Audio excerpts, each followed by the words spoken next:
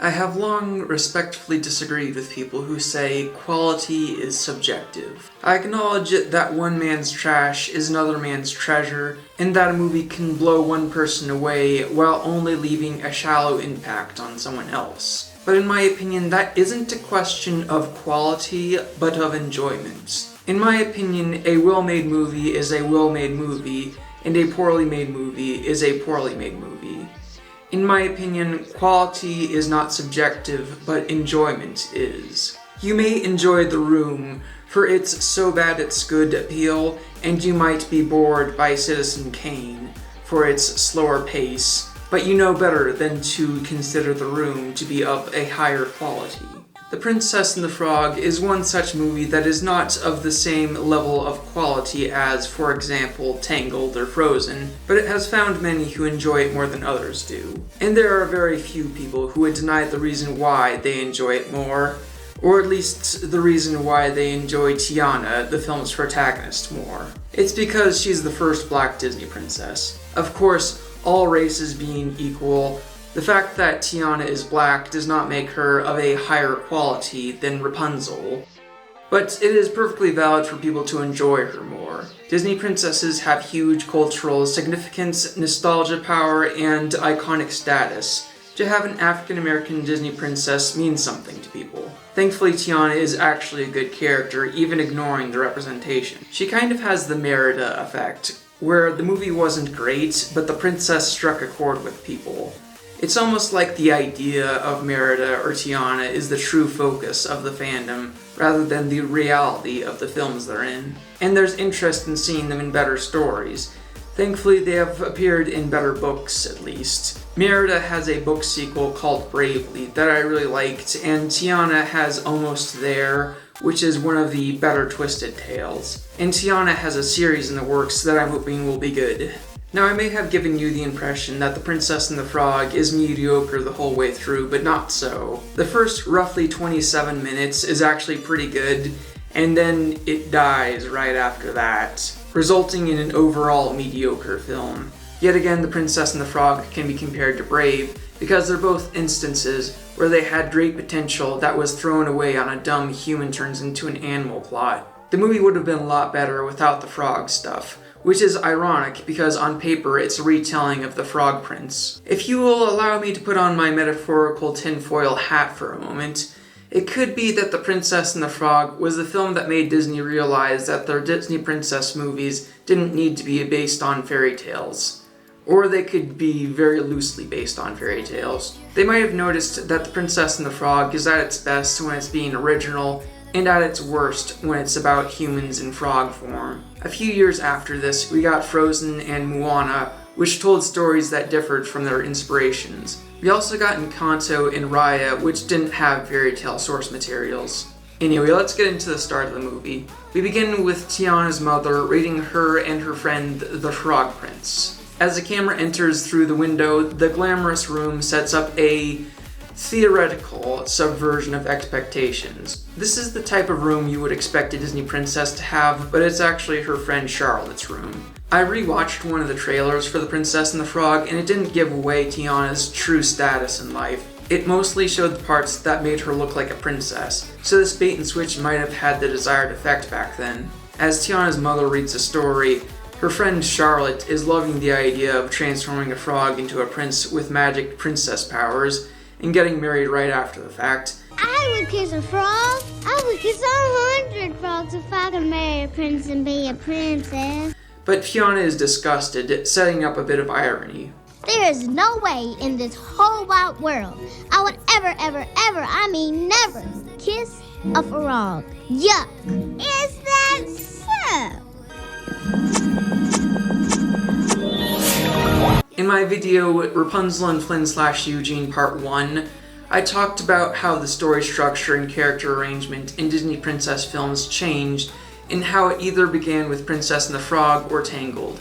I think it's debatable whether Tangled or The Princess and the Frog is the first of the modern era of animated Disney films. The earlier Disney princess films tended to give more screen time to these secondary characters, and the plots tended to revolve around trying to get the princess out of her horrible living situation, while she spends most of the time in the same area.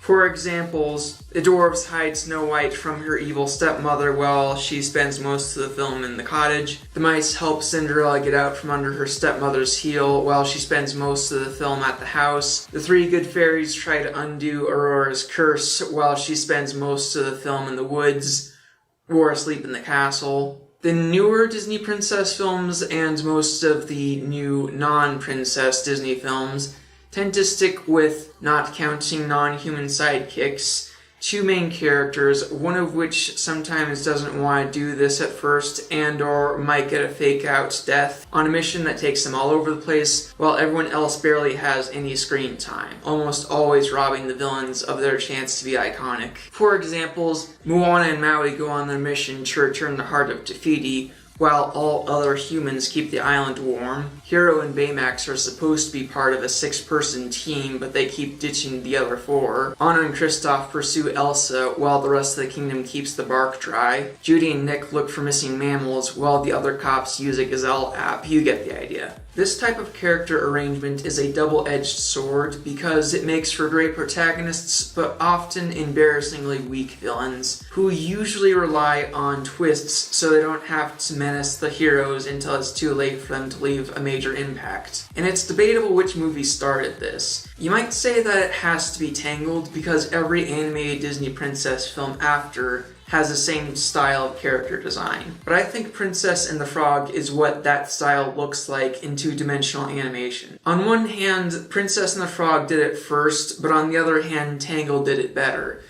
In fact, Princess and the Frog was so disappointing that most people just say Tangled did Frozen first. It just feels wrong to say Princess and the Frog was the beginning of an era, but I forgot to mention another detail that began with The Princess and the Frog, and has been present in every subsequent Disney princess film. I don't know if this is mandatory over at Walt Disney Animation Studios or if it's just coincidence, but every single animated Disney princess film since Princess and the Frog has started with a flashback with the princess as a little girl. Each year on her birthday, the king and queen release thousands of lanterns into the sky in hope that one day their lost princess would return. No, can I, please, can I? Not with that. Why not? Use your very own. Happy birthday, my wee darling. The sky's awake, so I'm awake. So we have to play. Go play by yourself. They wake the fairy queen, who breaks the spell and saves everyone. And they all get married. Boop. Make your family proud. Make my family proud. It could be that they do this because little girls want princesses that look like them, so there's flashbacks in which they look even more like them. Or it could be for the cute factor, or it could be for the extra merchandise. But even if there is some sort of focus group or demographic chart shenanigans at play here, these openings do work well for character building. Tiana goes back to her home, far less fancy than the rich neighborhood, and cooks gumbo with her father. This is the best gumbo I've ever tasted. Come here. Eudora, our little girl's got a gift. Her father talks about how he'll one day open up his own restaurant, which Tiana wants to be a part of. People are gonna line up for miles around just to get a taste of my food. Our food. That's right, baby. Our food.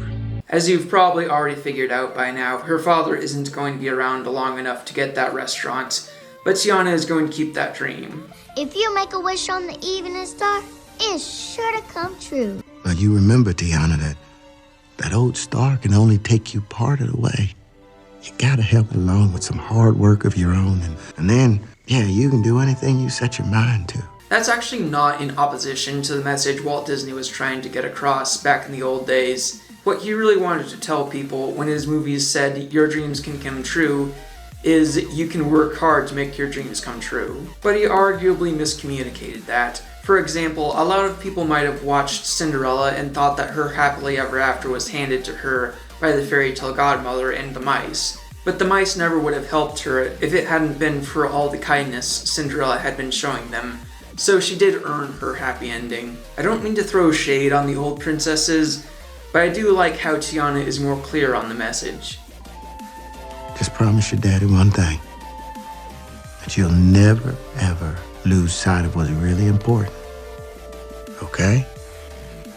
By that, he obviously meant that family is what's really important, as emphasized by the hand squeezing and the glance at his wife. But Tiana isn't going to get that until later, so she's going to spend most of the movie thinking that the restaurant is what's really important. We then jump ahead to Tiana in her adulthood, and she's been working 2 waitress jobs to save up for the restaurant. Her dad happens to be dead by this point, but instead of some nondescript sickness, he died in battle as a soldier. Another reason why the film's eventual downfall is so disappointing is it had such a lively setting. New Orleans, where there's always music playing, the women are very pretty, and all the men deliver. In these brief clips of Tiana on her way to her job, we see a few subtle examples of ignoring the fun to be had around her, and the romantic opportunities, in favor of being a workaholic. She doesn't even notice a guy trying to give her a flower on the trolley. And all the men deliver. I'd like to think that those two lived happily ever after, and the musicians are treated as an obstacle between her and her job. Granted, he was being rude to fling her around without asking first. At least Tiana has fun with her work.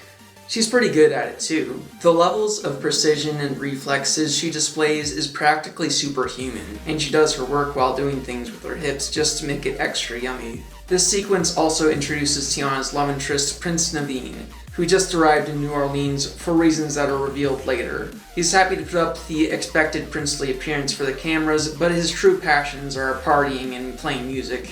I will note that Tiana is, unless you count Kina from Atlantis: The Lost Empire, the first animated Disney princess with an interracial relationship. Since Tiana is black and Naveen is not black, his voice actor is Brazilian, but the name Naveen is Indian. And Naveen is from Maldonia, which is a made-up country which could be anywhere that fits into the vague description of across the sea. And to make it harder to figure out, all the members of the Royal Guard and his assistant are white, so he's kind of ethnically hard to read. I know a counter-argument can be made, but I'm just going to interpret him as Latin like his voice actor. Anyway, whatever Naveen is, he's not black, ergo this is interracial. In the interest of holding characters to the same standards without racial bias, I am not calling them of higher quality because they're interracial. The best Disney princess couple is still Rapunzel and Eugene, who happen to both be white. But there is something to be said for an interracial couple in a Disney princess movie, because they present the idea of interracial love to young viewers who know little about romance and race relations. Theoretically, children could have gotten the idea from watching movies that people only fall in love with people of the same skin color.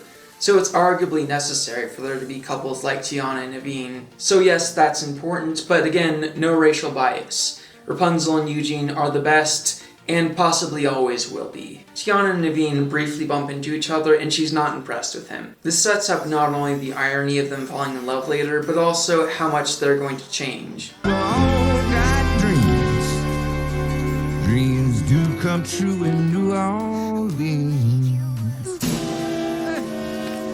Tiana ignores love in favor of more work, and Naveen flirts with any random girl he comes across with no intention of committing. With Mardi Gras fast approaching, a group of Tiana's friends, or at least acquaintances, invite her to party with them. Morning, Georgia. Hey, how you doing, Tiana? Hey, y'all. We all going out dancing tonight. Care to join us? Come on, Tiana, live a little. Wait, what did he say? Come on, Tiana, live a little. Thankfully, she shoots them down in favor of doing more work. And even better, these people are never seen again after this scene, so we won't have to worry about a love square. Girl, all you ever do is work. Order up! Maybe next time. I told y'all she wouldn't come. As you can see, she feels bad about not going out dancing with them, even though she's doing this to herself, all part of her inability to have a work-life balance. Where are my flapjacks? You got about as much chance of getting that restaurant as I do of winning the Kentucky Derby. Woo-hoo! Saddle me up, y'all. It's post time. Get up. Buford. you're far less likely to win the Kentucky Derby, because no one would want to saddle you up. Morning, Mr. LaBeouf. Good morning, Tiana. What did you do to Big Daddy LaBeouf? He was a fit, burly hunk of man in the opening. Now look at him. Look at him in his fat, beignet-filled belly. Tiana, you monster, how could you destroy such beauty? Charlotte comes in and talks about Prince Naveen, who set up to be their royal guest with hopes of the royal marriage she has always wanted. In keeping with her motif of irony, Tiana gives Charlotte some advice for catching the man that will eventually be Tiana's husband. A little word of advice. My mama always said the quickest way to a man's heart is through his stomach. And with that, Charlotte pays Tiana for a ton of beignets, meaning she has the last of the money she needs. This is it. I'm getting my restaurant. Well, that sounds like the perfect happily ever after to me. Let's just cut it off right here. Tiana opened up a restaurant, and it became the most famous in New Orleans. Charlotte got married to a prince, even though it took a lot longer than expected. Buford won the Kentucky Derby. The following year, he broke his leg and was turned into glue and jerky. I think that has brought everything to a satisfying conclusion, and there's no need for us to reach the part where it gets bad. So I'll just end the video right now. But.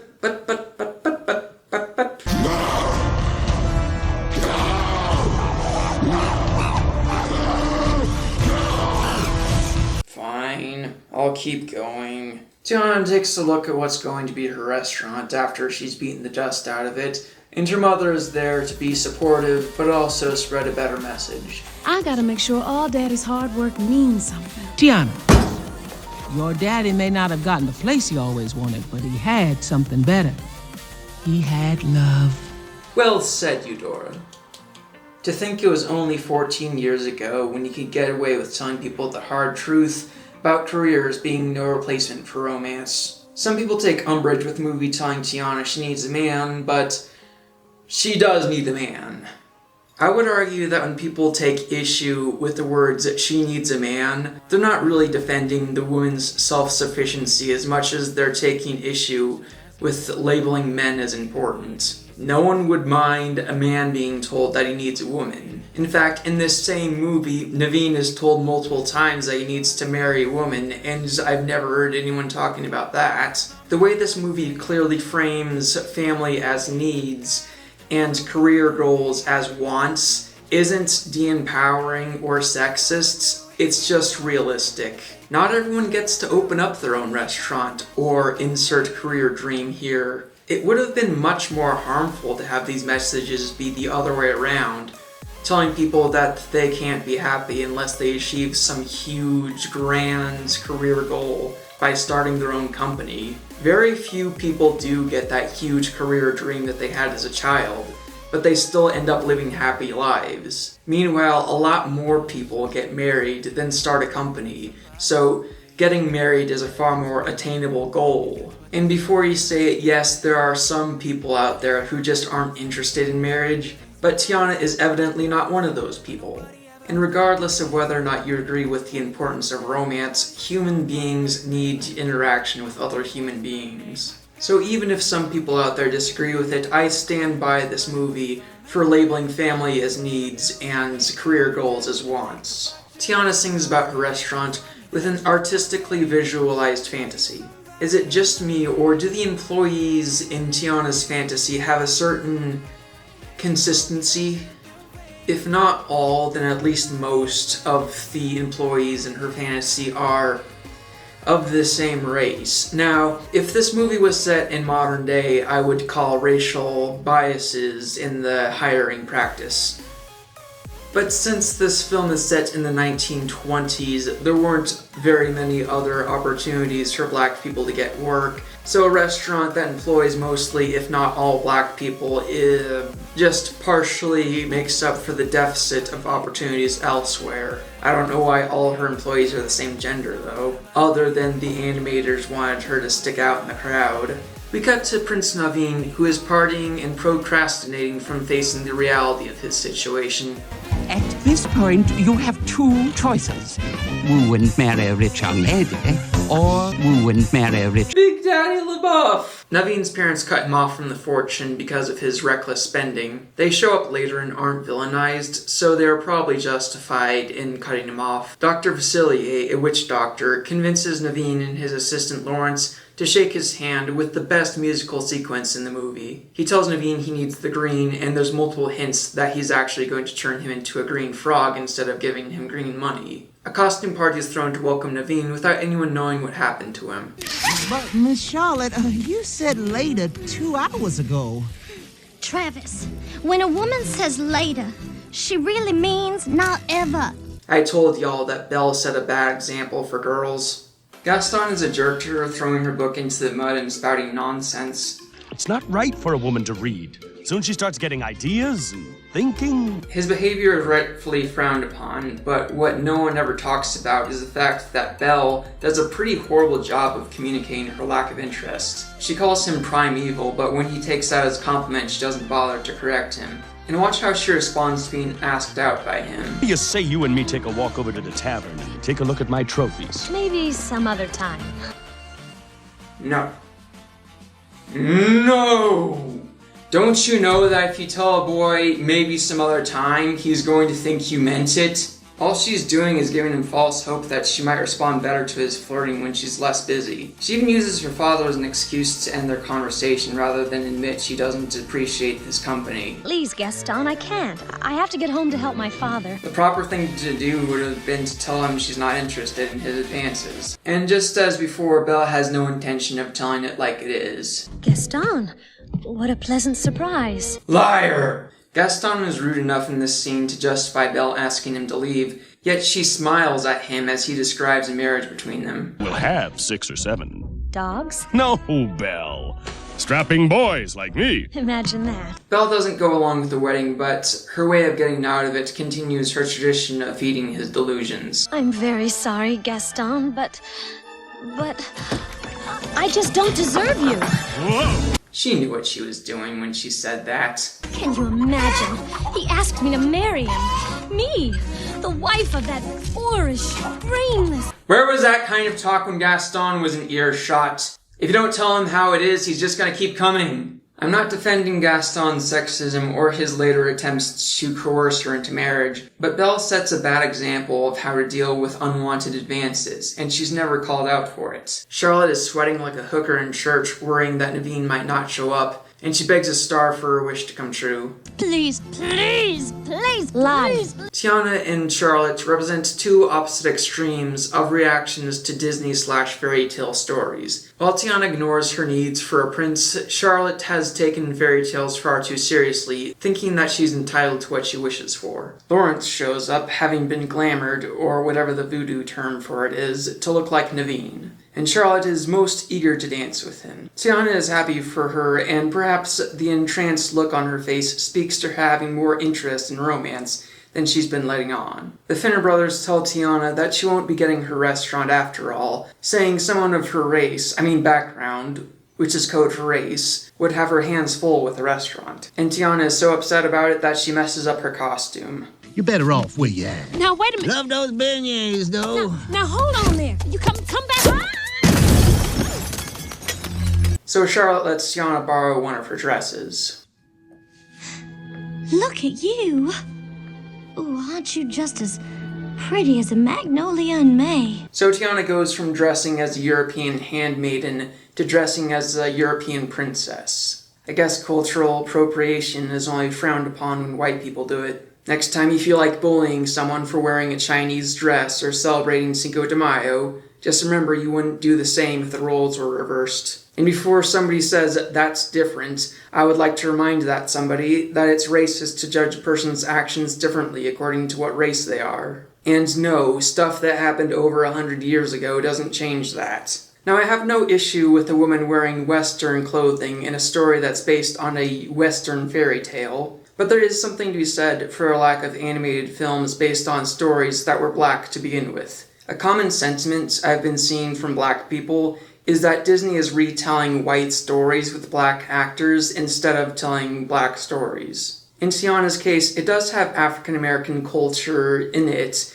even though it's based on a white fairy tale. But there are plenty of African stories, none of which Disney has touched. And to be fair, that might be a coincidence. Disney has been making films set in diverse cultures, like Encanto and Moana, so the fact that those films haven't been set in specifically Africa might just be a case of no one's come in and made a pitch to Disney for one yet. And there's another explanation I've thought of. In terms of Encanto, there's a lot of people who live in America, but still retain a lot of Colombian culture, either because they used to live there, or because of traditions that have been passed down. Some Latins at least relate to the occasional use of the Spanish language in Encanto. I don't mean to make generalizations about how connected people are to their heritages, but my understanding is that when black people were enslaved in America, they got detached from their culture. I've heard that the slave owners wanted to get the Africa out of them. And besides that, those families have been living in America for such a long time. When I look at African American culture,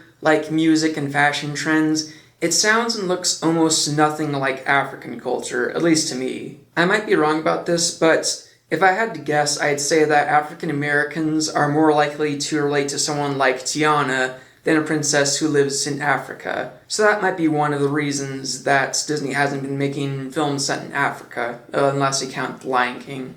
And even The Lion King is more akin to Shakespeare than African stories, and it doesn't have black humans in it. I might not be Latin or African, but I've met several Mexican Americans who can speak at least a little Spanish, but I can't remember ever meeting an African American who spoke an African language. You might be saying, what about Black Panther? Those movies are set in Africa. Well, Black Panther movies are set in Africa, but they still heavily feature an African American character. A character that other African Americans might relate to more. I was starting to think that wishing on stars was just for babies and crazy people. Crazy people? I will have you know that I wished on a star for my friend to sprout wings and learn to fly when I pushed him out the window. And it totally came true!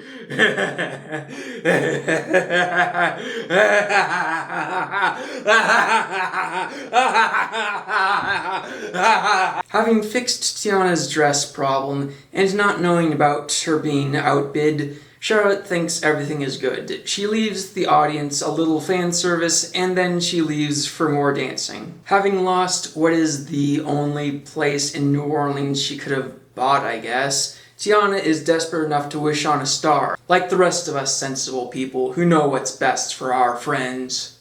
Please, please, please. And this is where the movie dies. Naveen is a stupid frog and he wants Tiana to turn him back into a human with a kiss because he thinks she's a princess. He says there must be something he can do to reward her, and she plans to cash that offer in for her restaurant. A whole restaurant just for one kiss? Girl, you're the world's most expensive hoe. However, because Tiana is not a real princess yet, the kiss backfires, turning her into another stupid frog, killing the movie.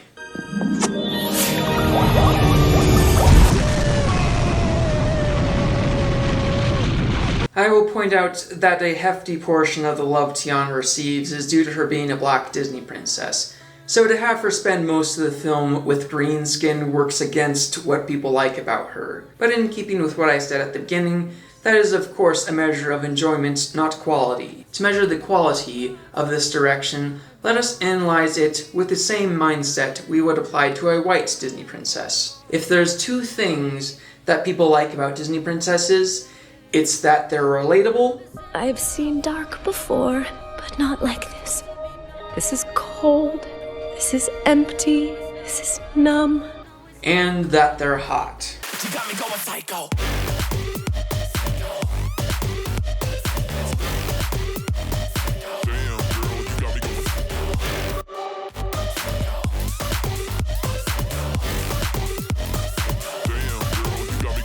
Some people might use the word pretty, but the point stands either way. In my video, Rapunzel and Flynn / Eugene Part 4, I expressed umbrage with Rapunzel's final haircut. Unable to convince Rapunzel not to heal him, Eugene takes away her ability to do so.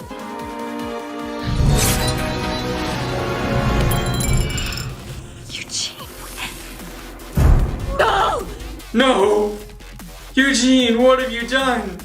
Could you not reach any lower? That haircut is hideous. I know I'm interrupting the dramatic climax, but looking at Rapunzel's hair makes me sad. Before you say it, I know that there are plenty of short hairstyles that look good on women, but this is not one of them. Her tufts of hair are ragged and bent awkwardly. It just doesn't look good. Did I ever tell you I've got a thing for brunettes? Did I ever tell you that I have a thing for every hair color except for brunette?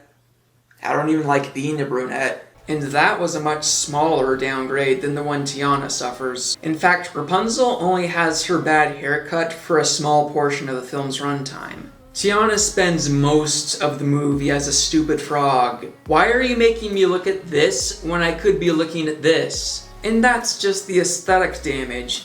You want to know where this takes Tiana and Naveen?